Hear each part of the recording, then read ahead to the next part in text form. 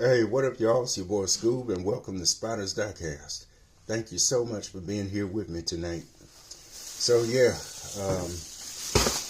got me another haul for y'all, courtesy of Dollar General. Just like Bone Thugs and Harmony said, it's the first of the month. So, we're going to take a little look-see, a little gander, a little peep at what I got. A total of 6 items. Again, courtesy from the folks at Hot Wheels. So, let me dump these out real quick.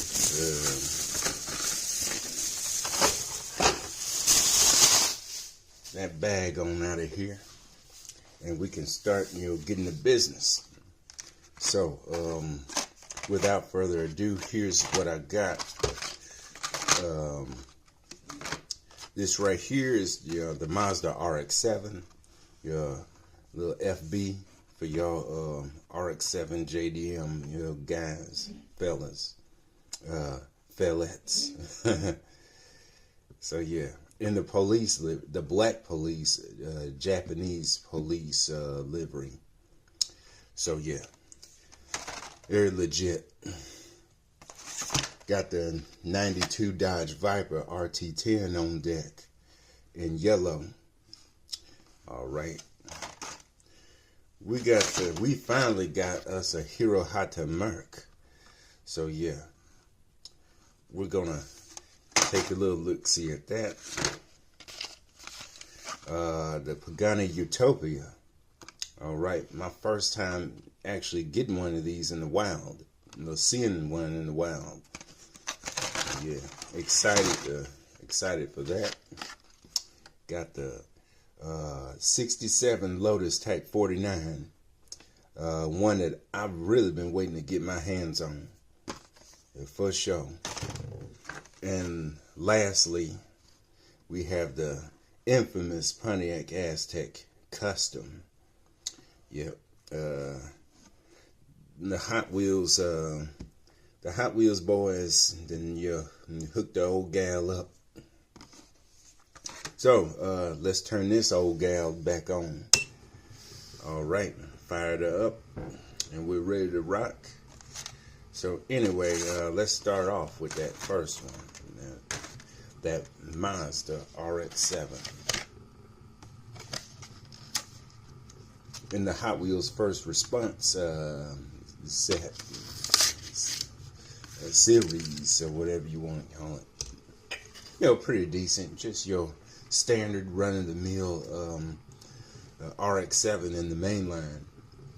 But, I have to say, I might like it a little bit better in black. I had one of these in white, but I stripped it. But yeah, I kind of needed one of these, another one of these RX-7s, because, I kind of messed up, the base on that white one when I was customizing. So yeah, little resin. So I'm gonna, do a copy of that base. So yeah, so that other, RX-7 can be usable. So yeah, throw some wheels on both of these, and that will be that. So yeah. Anyway, that's my RX-7. Nice gold wheels, by the way. Pretty awesome. All right. Let's do the Hirohata Merc.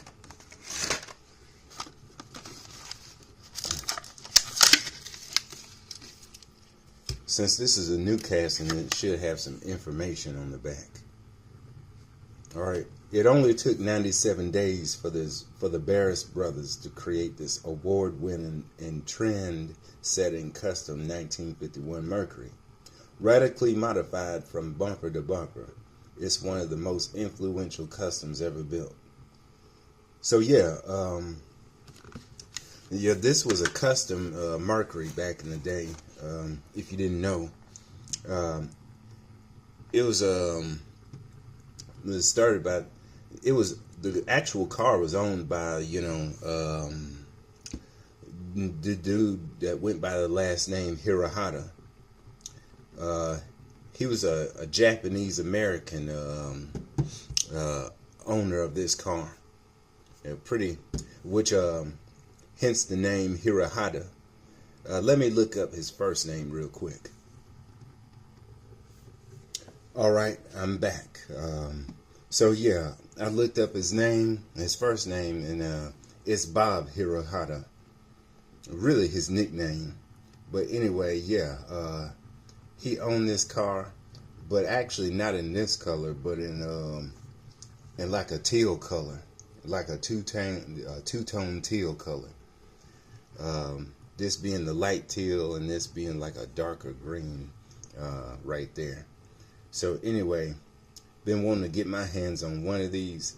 Interesting story, by the way. I mean, just very awesome.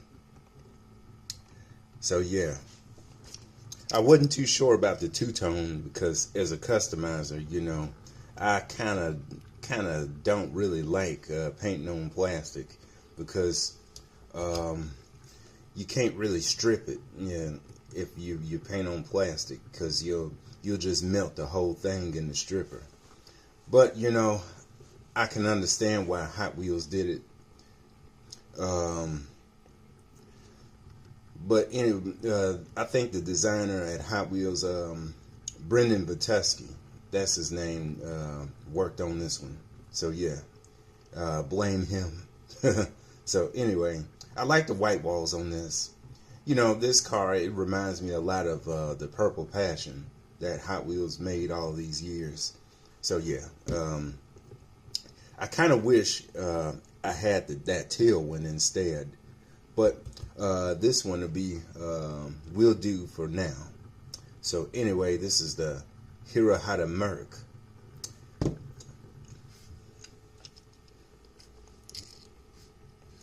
A little bit on the bottom. So yeah. All right. Next we have the 92 Dodge Viper RT10.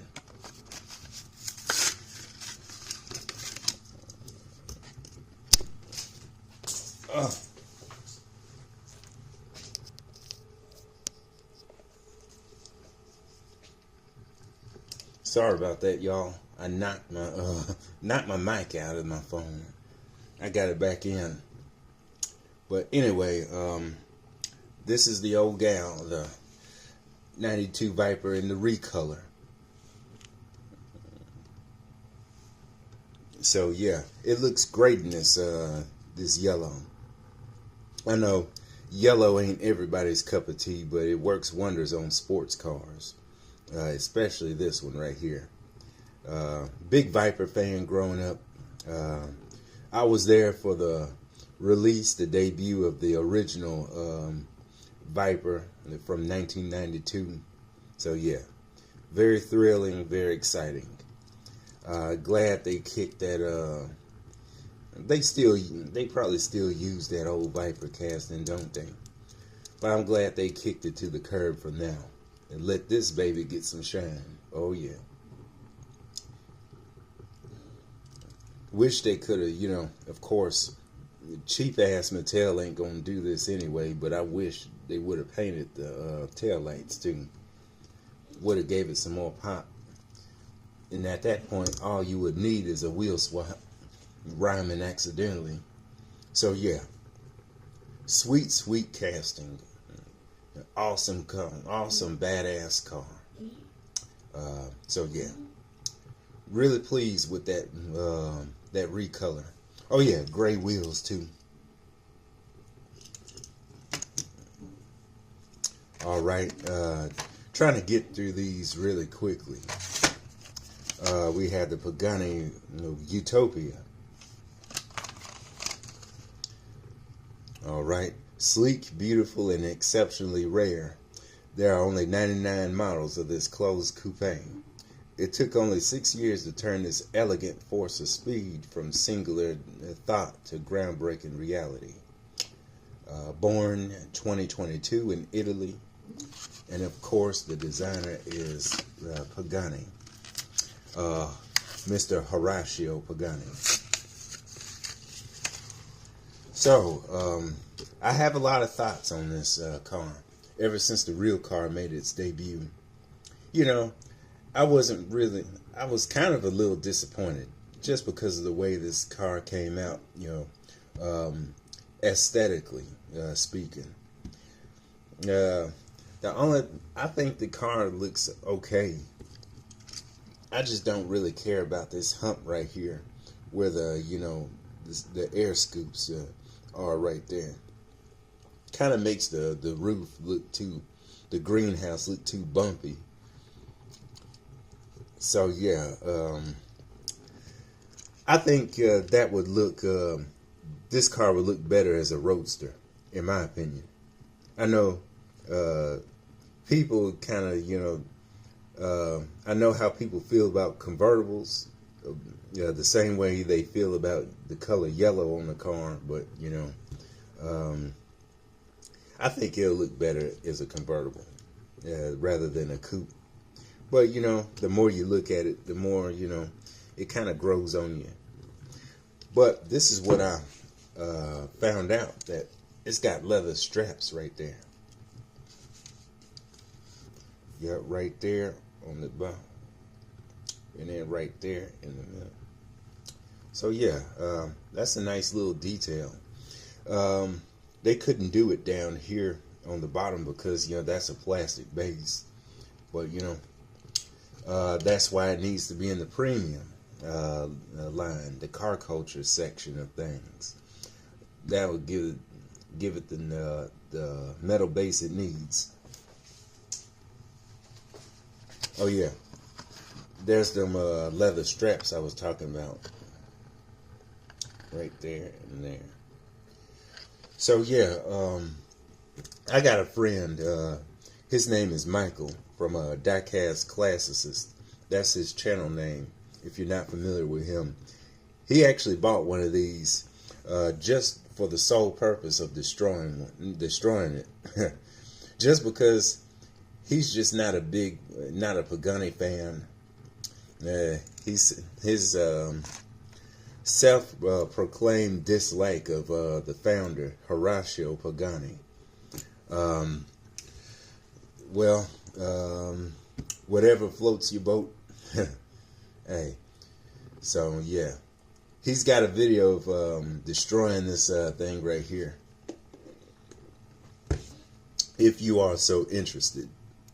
So yeah, it's got like a brown interior in there. Pretty interesting. Not too bad, not too bad. All right, 69 Lotus Type 49, new for 2024. All right, born 1967 in Hethel, England. Yeah, Lotus's headquarters. Powered by the Ford Cosworth DFV V8 engine and driven by two legendary drivers, the monocoque design Lotus 49 set new heights of performance as it raced to Grand Prix victories, and thus the legend was born. All right.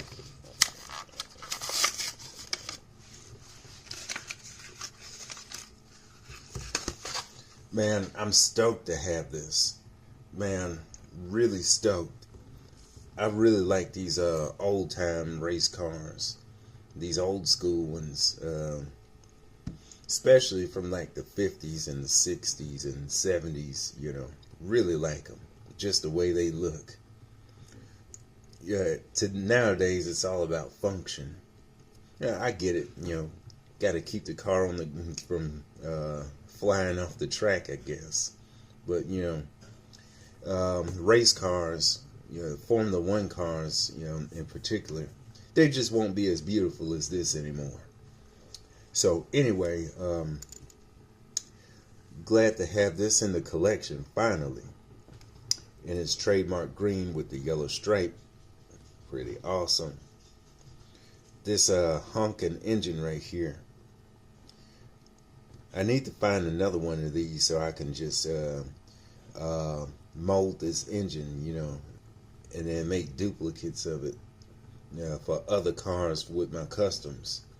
Oh, that would be awesome. So yeah,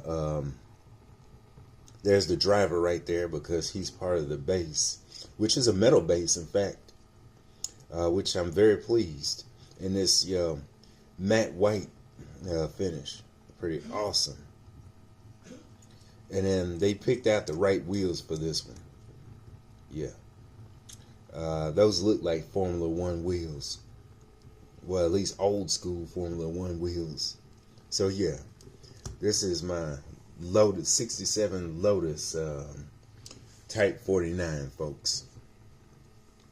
And for the last car in the of the night is this Pontiac Aztek, which has been modified heavily, as you can see. All right, knock on the door of creative design with this head-turning road beast. The GT racing details may grab attention, but it also features a whale tail rear wing, wide arches, and ground effect aerodynamics. So yeah, they gave this the hookup. All right, born 2001 in Detroit, Michigan. So yeah, just like a lot of other people, I was not a fan of the way this came out looks-wise. I thought it was the ugliest thing ever. Since then, a lot of other cars kind of beat it to the punch as far as ugliness. But have you seen I think to be fair, there's a lot of other cars that are way uglier, way worse looking than the Aztek. Like, have y'all seen the Fiat Multipla, whatever you call that thing? That thing is hideous. I put it up on the video, but yeah, I see a few of these Azteks rolling around. Yeah, at least most of them are reliable. As long as you take care of them, I guess. But yeah, not a fan. But if you ever saw Breaking Bad, that show gave this car a new lease on life, with Walter White and all them. So yeah, I guess that's a cool story. So yeah, a little redemption for the Aztek. The reason why I bought this is because of me not keeping this in the collection, but because it actually has some Easter eggs, specifically in the back.